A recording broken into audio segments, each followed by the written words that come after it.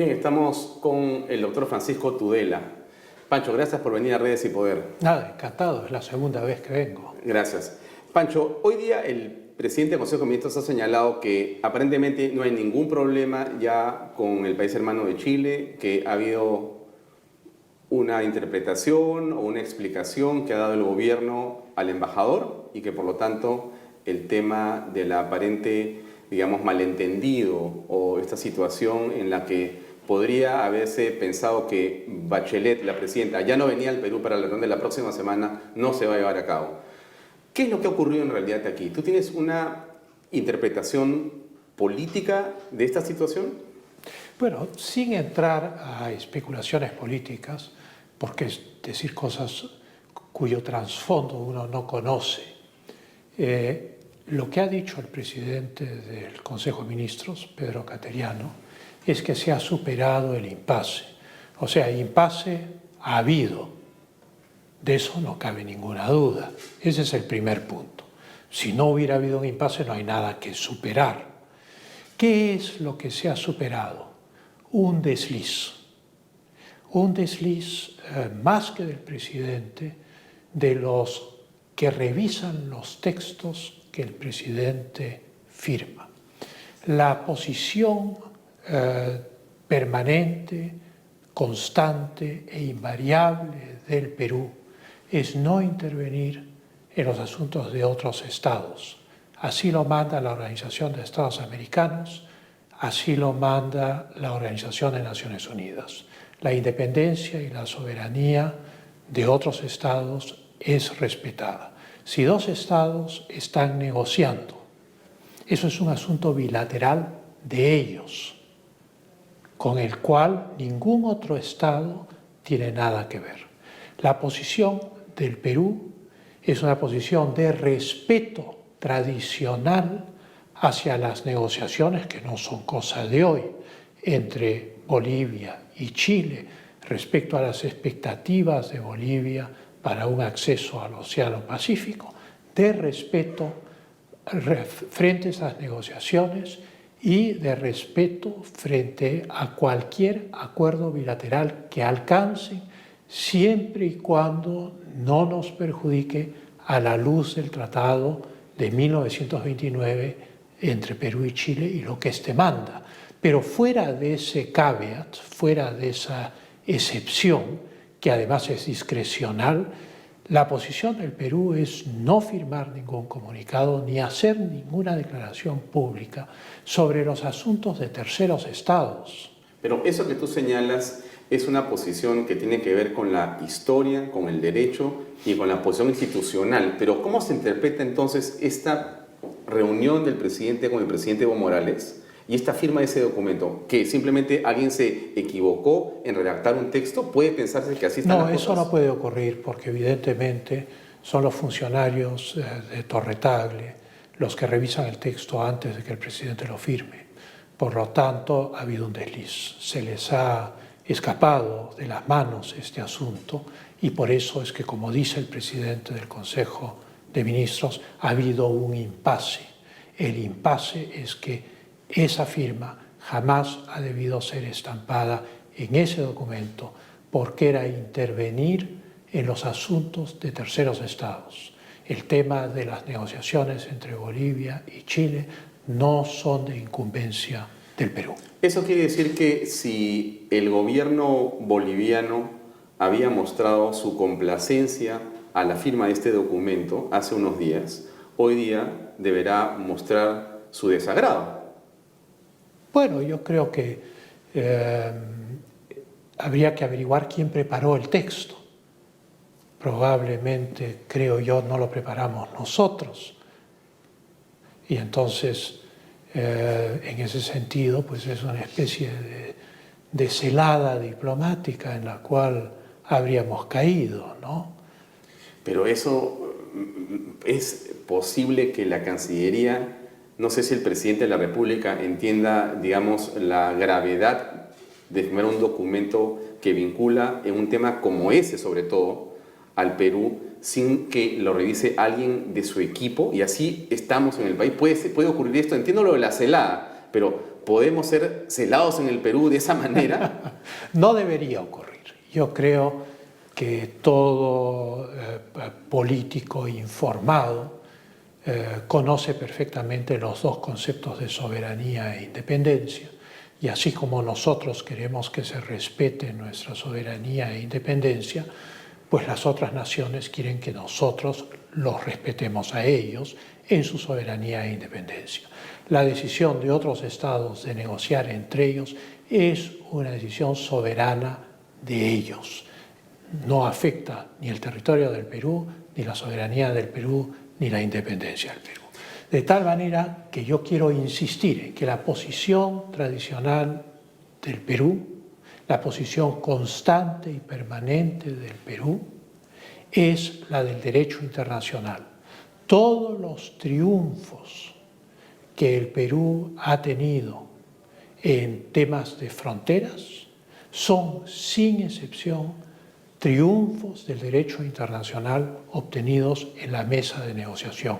El Perú jamás ha emprendido una guerra de conquista contra nadie, ni le ha arrebatado provincias a nadie, ni ha negociado territorios conquistados. El Perú se ha defendido en circunstancias muy difíciles con el derecho internacional como única arma. Y por lo tanto, la razón por la cual el Perú no debe intervenir en las negociaciones de terceros estados es porque el Perú es un defensor acérrimo del derecho internacional, probablemente de una manera rígida y consecuente desde la Guerra del Pacífico, porque cuando un país no tiene fuerzas armadas suficientemente estructuradas después de una derrota militar para enfrentar amenazas posibles, entonces lo que fortalece es su acción jurídica. Y voy a citar un ejemplo muy interesante. Como no podíamos conseguir que Chile cumpliese el Tratado de Ancón e hiciese el plebiscito en Tacna y Arica, en 1917 el Perú utilizó la doctrina del presidente Wilson frente a la guerra europea que planteaba el principio de autodeterminación de los pueblos. Utilizó esa doctrina para movilizar a la opinión pública internacional, a los Estados Unidos de América, respecto a la necesidad de resolver el tema de Tacna y Arica. Se puede discutir sobre el resultado de la solución definitiva de ese problema, pero el hecho es que recuperamos Tacna. Recuperamos Tacna sin disparar, recuperamos Tacna sin amenazar, recuperamos Tacna con el derecho internacional en la mano. Pero en el caso del diferendo con Chile, digamos, no diría pero, diría... No hay diferendo. No, lo que hubo. Bueno. Y entonces, en ese caso, siguiendo la pauta de lo que tú señalas, Pancho, quiere decir que también triunfó el derecho, porque fue una acción donde... Que además es lo que Chile y Bolivia están haciendo ahora. Esos dos países están en la Corte Internacional de Justicia en los preliminares de un caso. O sea, la Corte tiene que determinar si es competente o no para ver la demanda boliviana respecto a Chile. El Perú tiene que respetar que dos naciones hermanas hayan recurrido a un tribunal internacional en el cual no hay miembros de los países en litis para resolver sus problemas. ¿Qué hacemos nosotros interviniendo en problemas que no solamente son retóricos o verbales, sino que ya se encuentran en un tribunal internacional? Además, la historia de Torretal es una historia de derecho. Es una historia de derecho porque fue nuestra manera de hacer valer nuestros derechos cuando no estábamos en condiciones de poder nacional para poder defendernos de otra manera.